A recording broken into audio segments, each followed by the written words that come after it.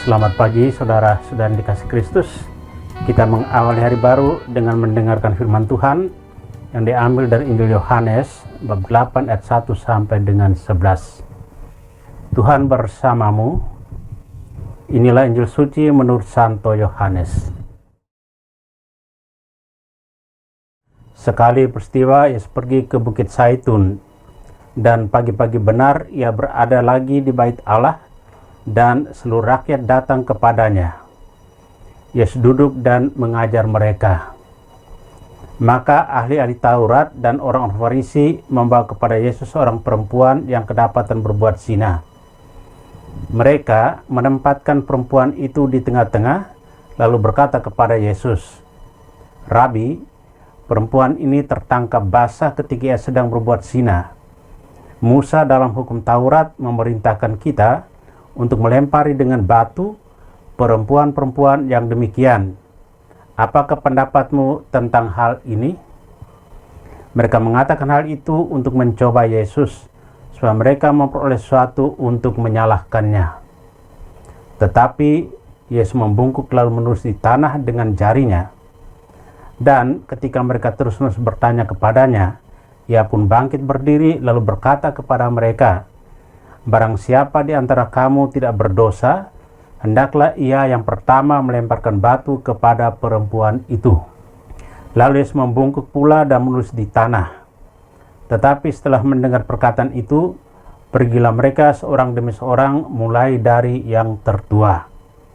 Akhirnya tinggallah Yesus seorang diri dengan perempuan itu yang tetap di tempatnya. Lalu Yesus bangkit berdiri dan berkata kepadanya, "Hai perempuan, di manakah mereka? Tidak adakah seorang yang menghukum engkau?" Jawabnya, "Tidak ada Tuhan." Lalu kata Yesus, "Aku pun tidak menghukum engkau. Pergilah dan jangan berbuat dosa lagi mulai dari sekarang." Demikianlah sabda Tuhan. Saudara-saudari yang dikasihi Tuhan, tema kita hari ini berbuat zina. Seorang wanita kedapatan berbuat dosa yang besar, yakni zina. Hal ini tak hanya membuatnya tidak akan diterima di lingkungannya, tetapi sudah menjadi alasan yang cukup untuk hukuman mati, karena tertulis dalam hukum Taurat bahwa baik pria maupun wanita yang sudah menikah dan kedapatan berbuat zina haruslah dihukum mati.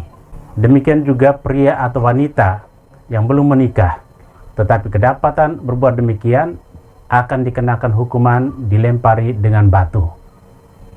Ahli-ahli Taurat dan orang Farisi membawa wanita yang kedapatan berzina kepada Yesus dan menanyakan pendapat Yesus tentang hal itu. Dengan tegas Yesus menjawab, "Barang siapa di antara kamu tidak berdosa, hendaklah ia yang pertama melemparkan batu kepada perempuan itu." Nyatanya, tak satu pun dari mereka yang melempari wanita itu dengan batu, tentu karena mereka merasa pernah berbuat dosa. Berkata Yesus kepada wanita itu, "Aku pun tidak menghukum engkau, pergilah dan jangan berbuat dosa lagi mulai dari sekarang." Wanita itu merasa lega, diselamatkan dari cengkeraman maut. Hidup baru pasti akan dijalaninya, terhindar dari dosa dan kesalahan, dan ia tidak akan masuk dalam jerat yang sama lagi. Banyak kali kita tidak sadar bahaya yang mengancam diri kita karena kesalahan atau dosa yang kita lakukan. Biasanya kesadaran itu muncul kalau merasa terjepit dan didakwa seperti wanita yang berbuat zina itu. Nanti pada saat itulah perubahan bisa terjadi. Tetapi kenapa kita harus sampai pada situasi tertekan sejauh itu? Kalau kita sejak dini sudah mulai waspada terhadap bahaya kesalahan dan dosa yang dilakukan, bukankah ini adalah kesempatan yang baik bagi kita untuk berubah dan bertobat sebelum segala kesukaran menghadang kita? Bukankah kebahagiaan bisa kita raih dan dialami orang lain tanpa harus menggores ketidakenakan dalam diri sesama, pun tanpa harus menyembuhkan bekas luka yang dalam di hati orang. Saudara terkasih, dari kisah di atas kita dapat belajar satu hal, bahwa menobatkan orang bukan pertama-tama menghakimi atau menghukum orang berdosa, melainkan melakukan pendekatan yang lebih manusiawi dengan cara memahami diri mereka apa adanya dan mengasihi mereka.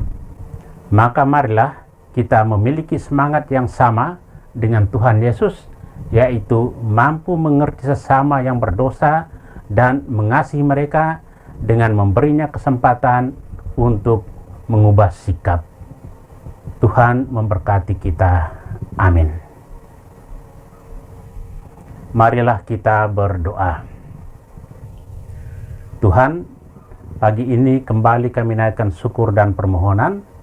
Terima kasih sudah menjaga kami saat tidur maupun bangun. Terima kasih untuk udara sejuk dan segar pagi ini.